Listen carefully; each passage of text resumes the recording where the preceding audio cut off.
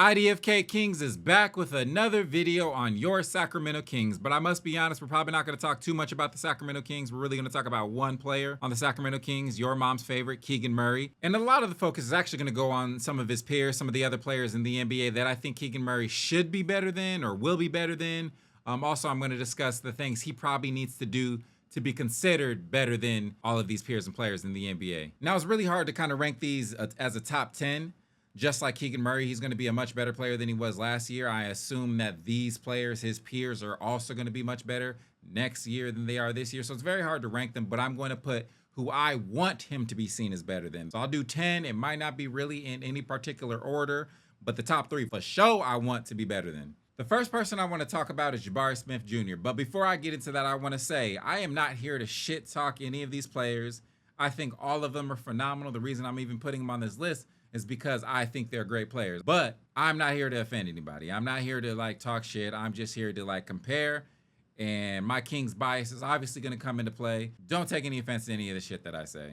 And now that I got that out the way, what the fuck is going on with the world right now? Do we all feel that Jabari Smith Jr. is better than Keegan Murray? Is that what we decided on? Have we agreed upon this? Because I don't remember voting. I don't remember making that decision. Can you tell me what exactly, not to hate on the kid, what exactly has he done to be considered better than Keegan Murray? Now, maybe it's just me. Maybe I don't know, watching the wrong YouTube videos or reading the wrong articles, but it feels like a lot of people think that Jabari Smith Jr. is better than Keegan Murray. Just looking over the statistics, I mean, Keegan Murray got bruh beaten the majority of them. Most of them, he got him beat, right? I will say, one category I feel like he needs to improve on, he needs to either match what Jabari Smith is doing, or he just needs to improve on is his rebounding. Now, he averaged 5.5. That's not bad for a second-year player, but bruh can easily average a double-double. Like, I don't see any reason why he can't get to 10 rebounds. That's what I feel Keegan Murray has to do for everybody to say, yes, Keegan Murray is better than Jabari Smith Jr. Next, we have Jabari Smith Jr.'s teammate, Alperen Sengun.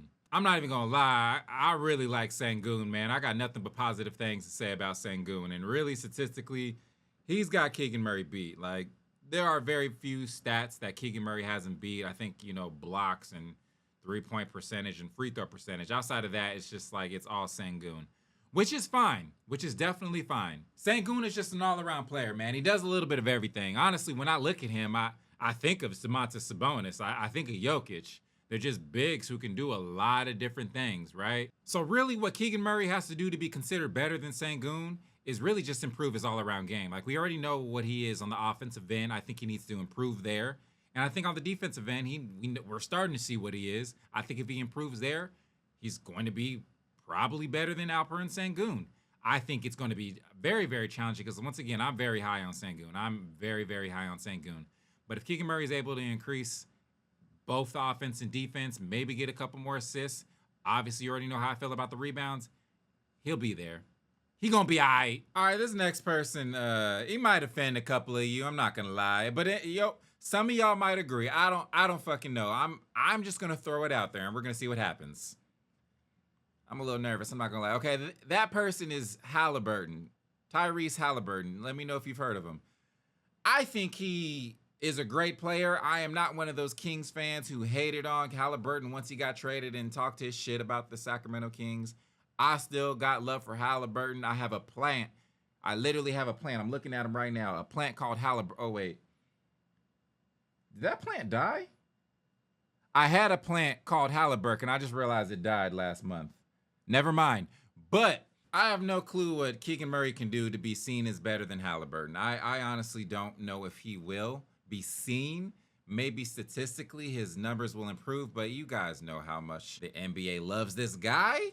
You know Indiana has 82 televised games nationally. Like, I really don't know. I don't know what Keegan Murray can do. I don't fucking know. That's the name of the channel. I don't fucking know King. So like, look, this is one of the ones. I don't fucking know. But since we're here, let's just continue this thought. Like, imagine that. Imagine a world where Keegan Murray is seen as better than Tyrese Halliburton. Are we not 5-time NBA champions? Like, do we not win 5 straight championships if Keegan Murray is better than Tyrese Halliburton? sit with me for a little bit. Everybody close your eyes. Imagine this. It's after the 2028 Olympics. Keegan Murray just won the team gold. He pulls up in a stretch limousine full of garden tools and female dogs. He gets out of the car last, wearing the same suit he wore during his rookie draft. I don't know why he's doing that, but he really likes that suit. He just gives you the most blank face, stares at you, smirks just slightly, gets back in the car and drives his ass home. That's the most Keegan Murray-esque thing ever. But I see it. I'm speaking this shit to existence. It's happening. It's fucking happening. Now, the next person I have is OG Anunoby. I think I pronounced that right. If I fucked it up, just shut the fuck up. It's not. Why are we even why are we talking about this? Like, why is this a thing? Anyways, the next person I have is OG. Okay. Now, OG obviously is a little bit older than some of the players I've mentioned before. Some of the players I'm going to mention later on, but he is a player that I want Keegan Murray to be seen as better than. Yo, I'm not gonna lie, this is actually kind of interesting. If you look at their stats, there really isn't a lot of separation. And yes, I get it, OG was traded to another team, so transitioning from one to the other, we gotta consider that. Also the fact that he was injured for a good portion of last year, also taking that into consideration. However, it's not as if his numbers were far off from what he normally averages. OG was pretty much the player that OG has always been. OG has pretty much averaged around 15 points, 4 rebounds, 2 assists, and a steal pretty much the last 6 or so years. Like, that's who he is. Crazy thing is Keegan Murray's doing all that shit in year 2 for a lot less money. And I'm not saying OG does not deserve all that money. I think if healthy, he deserves every dime, dollar, and penny. But Keegan Murray is right there. Like, Keegan Murray's right there, which pretty much is another video I need to make. But is Keegan Murray about to get that max? Because he deserves it. It's looking like it. He's going that direction. Okay, moving on. Now, for Keegan Murray to be seen as better than OG Anunoby, I don't think he needs to be on the offensive end. To be completely honest, I think he's already better than OG on the offensive end. It's the defense. Now, what Keegan has to do is either do what he already did, because that's already kind of in line with what OG is doing, but he needs to add a couple more years to his resume. He needs to actually do this consistently year in and year out so we know, hey, Keegan Murray is this kind of defender. But not only that, bro, he needs to get better. Like, I need the steals to go up. I need the rebounds to get up. I need the blocks to go up. I need you to be on the best offensive player on every team every single night. And I need the world to know that, okay, shit, it's not going to be no easy buckets here. Next player I have is Jonathan Kuminga. Now, I really like Jonathan Kuminga. However, I do feel Keegan Murray is currently better, but I don't think the national media sees that the same. I think they see Jonathan Kuminga as better. I feel like, hey, that's fair. Whatever. We play for the Kings. You play for a championship winning team. But I feel like one of the main reasons that a lot of people see Kuminga as better than Keegan Murray is because every now and then, SportsCenter top 10, you got Kuminga all over that shit. All over. Like, bruh just gets these plays where it's just like, what the fuck? Right? So in order for Keegan Murray to be seen as better than Kuminga, I'm going to need him to go down the lane with bad intentions. I need him to dunk on somebody, and I need him to dunk on them again, just to remind motherfuckers. And then I need him to dunk on them again. And I need him to do that shit nightly. Like, I need that aggression from Keegan Murray so people know, yo, if he's got the ball and he's going down the lane, get the fuck up out the way. Don't do this. Don't do this. You don't want to be on a poster. You know who the fuck this is? This is Keegan motherfucking Murray, your mama's favorite, bruh. Back the fuck up. But we don't get that. We don't get that, but we need that. If we get that, I guarantee he's going to be better than Jonathan Kuminga and a lot of other people I'm going to mention. All right, next on the list, we got Franz Wagner, man. Like, I ain't going to lie. He got Keegan beat on, like, every stat, to be honest. Like, he really got Keegan beat in everything. Like, he averaged 19.7 points. He averaged 5.3 rebounds, less than Keegan Murray, which I'm shocked because the bruh's 6'10". 3.7 assists. So I didn't know he can pass like that. 3.7 assists is hella good. Still a game. Okay, so bruh, actually, he got paid recently. Let's see how much bruh got paid. What the fuck? $224 million? Then again, he is in Orlando, so like that's basically minimum wage, right? I'm pretty sure that's just because he's in Orlando, right? Are motherfuckers really getting paid like this? Hold on. I'm sorry. I just had a midlife crisis. What? 224 million? What the fuck am I doing with my life? What the fuck am I doing? All right, man, let me get back to Keegan Murray. And for him to be seen as better than Franz Wagner, I don't think he has to do a crazy amount.